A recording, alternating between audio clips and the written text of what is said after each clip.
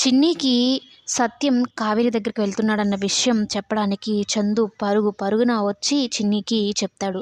అంత కంగారుగా వచ్చేసరికి చందు మావయ్య అనేసరికి ఏమైంది మావయ్యకి, ఏమైంది మావయ్యకి అని చెప్పి కంగారు పడిపోతుంది. కావేరి అత్తయ్య దగ్గరికి వెళ్తున్నారు అని చెప్పడంతో నేను వెళ్తాను, మా అమ్మని చూసి చాలా రోజులైంది, నేను వెళ్తాను చందు అని అయితే అంటూ ఉంటే ఇక బాలరాజు కూడా సంతోషిస్తాడనమాట.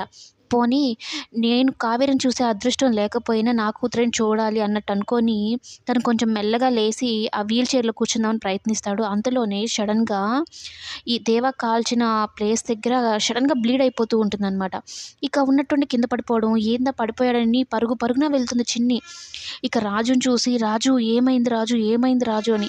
చిన్ని పడే తాపత్రయం చూస్తే నిజంగా తన తండ్రి అన్నట్టు అనుకోదు. తను చిన్న పిల్లాడిలాగే చూసుకుంటూ ఉంటుందనమాట.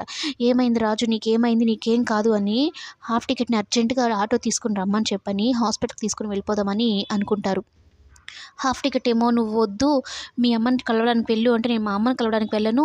నేను రాజుని చూసుకోవాలి. రాజు దగ్గరే ఉంటాను" అని చెప్పని ఇమ్మీడియేట్‌గా హాస్పిటల్‌కి తీసుకొని వెళ్తారు. అంత సీరియస్ కండిషన్‌లో కూడా ఈ చిన్ని "చందు నువ్వు వద్దు, అత్తయ్య కంగారు పడతారు. నువ్వు ఇంటికెళ్ళు" అన్నట్టు చెప్తుంది. ఇక హాస్పిటల్‌కి తీసుకొని వెళ్ళిన తర్వాత డాక్టర్ ఏమో "చాలా రక్తం పోయింది. రక్తం ఎక్కిస్తే కానీ స్పృహలోకి రాడు. ఆ తర్వాత మీరు చూడండి" అన్నట్టు చెప్తుంది. రాజుని చూడకుండా చిన్ని ఒక్క నిమిషం కూడా ఉండలేదనమాట. తనకేమైపోతుందో ఏంటో అని కంగారు పడిపోతుంది. నిజంగా అండి, ఒక కూతురు కన్నతండ్రి విషయంలో ఎంతగా పరితపిస్తుందో ఈ సీరియల్‌లో మనం చూడొచ్చు. అయితే వేరే రూమ్‌కి షిఫ్ట్ అయిన తర్వాత చూడండి అన్నట్టు చెప్తాడనమాట. కానీ ఆ ఐసీయూ రూమ్ దగ్గరే చిన్ని ఉండి వాళ్ళ నాన్నని చూసుకుంటూ ఉంటుంది. బాగైపోవాలి, మా నాన్నకి ఏం కాకూడదు అన్నట్టు.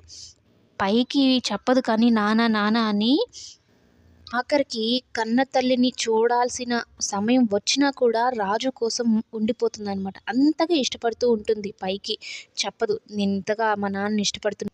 ఆడపిల్లలకి ఎప్పుడూ తండ్రంటేనే ఇష్టం అమ్మ కన్నా కూడా.